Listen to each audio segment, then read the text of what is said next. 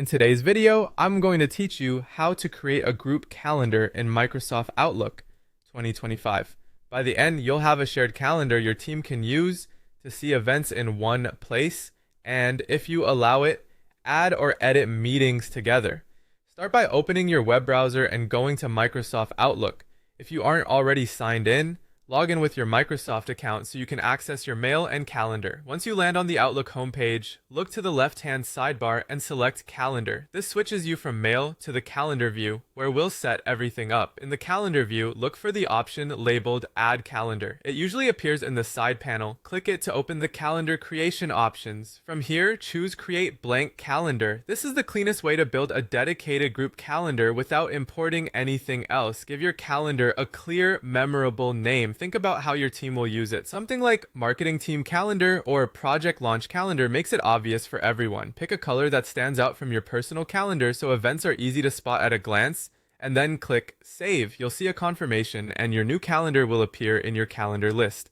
Close the Setup panel by clicking the X in the corner to return to the main calendar view. Your new calendar should now be visible under your calendar collections. Now it's time to share it.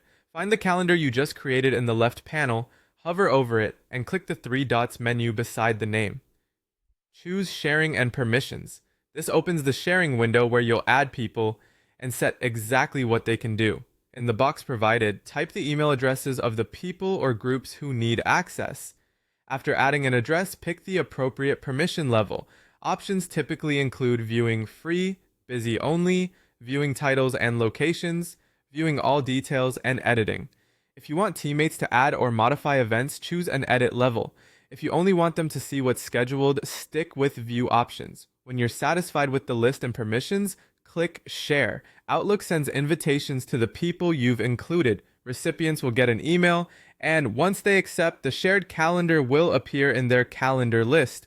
You can return to sharing and permissions anytime to add more people or adjust access as your needs change. That's it. You've created, customized, and shared a group calendar in Outlook, ready for your team to collaborate and stay aligned.